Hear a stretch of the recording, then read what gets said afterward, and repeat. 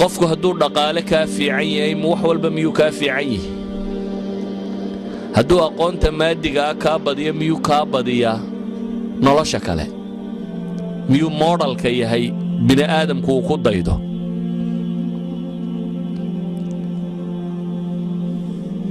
caalamkaynu maanta joogno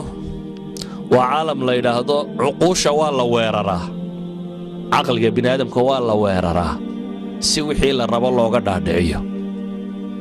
wuxuu ama ha xumaado ama ha fiicnaado waa in cidi uun danka leedahay misaal basiidaan idin siinaya maalan augustii dhoweyd 11keedii anigoo toronto jooga ayaan tv shiday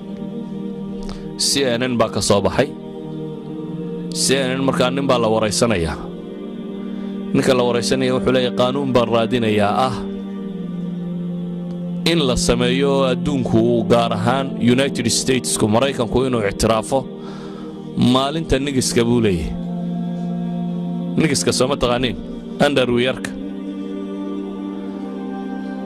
underwearka buu maalin rabaa in la siiyo waa kuwan maalinta AIDS-ka maalinta waxaa maalinta soo ma maqashaan wuxuu rabaa maalintii nigiska in la sameeyo signatures buu ururinayaa 50,000 buu marinayaa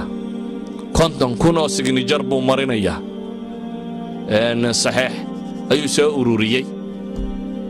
wuxuu rabaa inuu badiyo saxiixyadaasoo 1 milyan gaadhsiiyo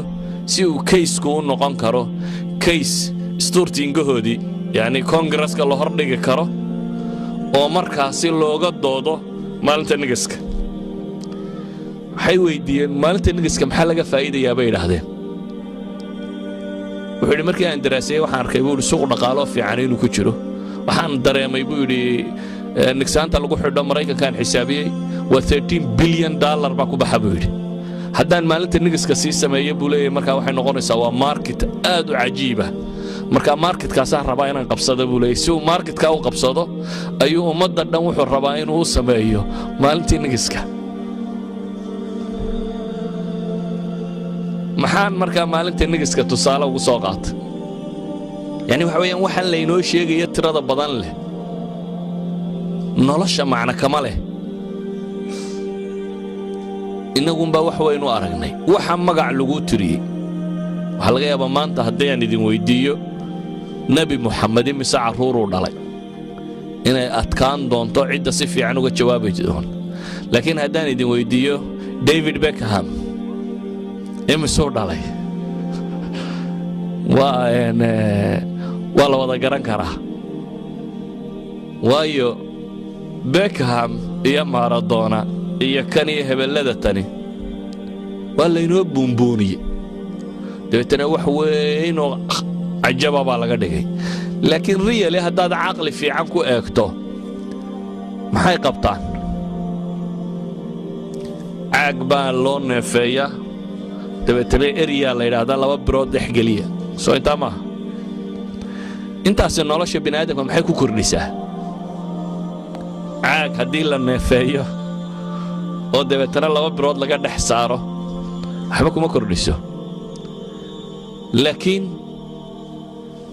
waxaa loogu talagalay in qaabkan laynoo fakarsiiyo waxaa la yidhi ninka kani caaggaa la neefeeyey 2 birood la dhexeeyo $40 milyan oo dhaale ku qaataa $40 million ayuu ku qaataa waxaa jira Western Europe dhalinyarada waxaa loogu talagalay in la mashquuliyo qofku markuu dhalinyaro yahay in la mashquuliyo qaab waxbarasho dheer in la geliyo 12 sannadooda oo asliyan ku salaysan in da'da intuu ka yariyo qofka si loo hayn karo aanu suuqa shaqada iyo waxa si soo gelin mar labaad in qofkan la mashquuliyo oo laga mashquuliyo qadaayaadka bulshada mesela Yurub lixdanada wixii ka horeeyay dhalinyaradu khatar bay ku hayeen siyaasadka Yurub waxa bedeli jiray lixdanadii wixii ka horeeyay ardada jaamacaadka ku jira France oo kale 1968kii ardadii jaamacaadku inqilaabadii waxay sameeyeen waxay qarka u gaadhay in mar labaad thawra Faransiya dib loo inqilaabo waxay ahaan jireen shuuciyiintii hore dhulkii ugu tirada badnaa ee ka faa'iideysteen dhalinyaro joogay jaamacaadka iyo wixii ka hooseeyay laakiin dadkaasi si suuqa siyaasadda looga saaro waxa loo fakiray suuq cusub in loo sameeyo sport and music baa la geliyey qofka dhalinyarada waxa la yiraahdo caalamkan siyaasadani waxa ka bax caalam kale aad adigu leedahay caalamka aad leedahay waa maxay ama waa music damdamta dhageyso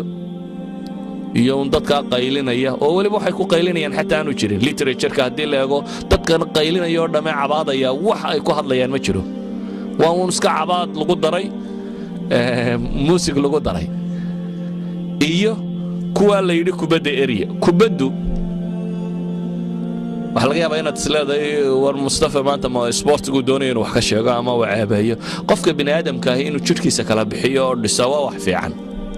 caafimaadkiisa inuu ka shaqeeyo wax fiican